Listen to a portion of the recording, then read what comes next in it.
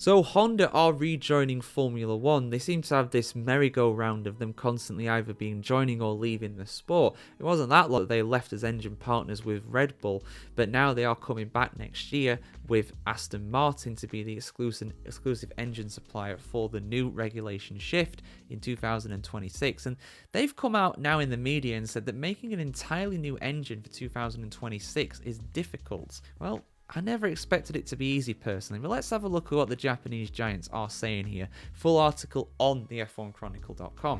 Honda is fighting behind the scenes to produce its all-new power unit for the revolutionary 2026 regulations. That is the slightly alarming admission of Honda Racing Corporation boss Koji Watanabe, just days after Adrian Newey admitted a single manufacturer could be set to dominate once the engines and chassis rules change. Red Bull, to build its own engines in collaboration with Ford, is losing its works Honda power to Aston Martin at the end of the year. Newey start works at the Silverstone-based team in March.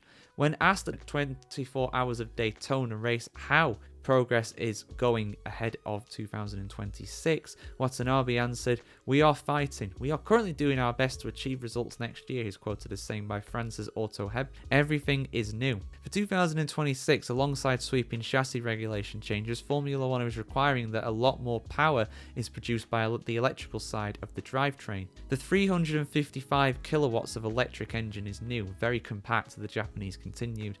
The lightweight battery is also not easy to develop, and the engine is small but has a lot of power. Everything is difficult, yet we are trying our best. Well, I certainly hope it goes a lot better than it did previously when Honda joined the V6 engines back in 2015, but there was a few issues with that which I don't see being as much of a problem with Aston Martin.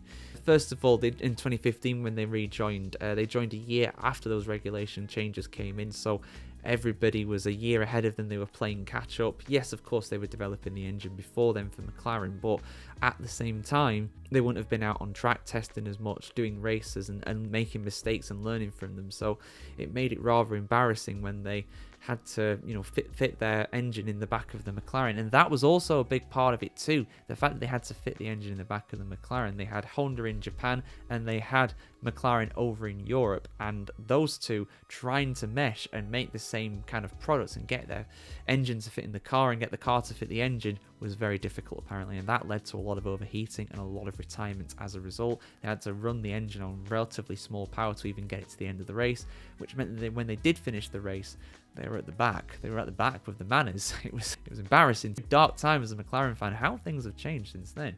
But at the end of the day, right, they're managing expectations. They're being honest about it. It is a huge engineering challenge. It always will be with some new engines. I imagine a lot of the other teams are going through something similar right now as they develop their power units for 2026. So it's not a big surprise that they're saying that. I think they're managing expectations a little bit, and I fully expect them to succeed. I mean, it might take a bit of time, and Adrian Newey has come out and said that one engine manufacturer might dominate Formula One during this period of regulation change. Why not Aston Martin and Honda? Why not? Why not? But yeah, your thoughts in the comments below, guys. How will Honda get on in their return to Formula One? They're like fourth return to the sport over the year. And when will they leave? When will they leave? Which year will they leave? I'm giving them until 2032.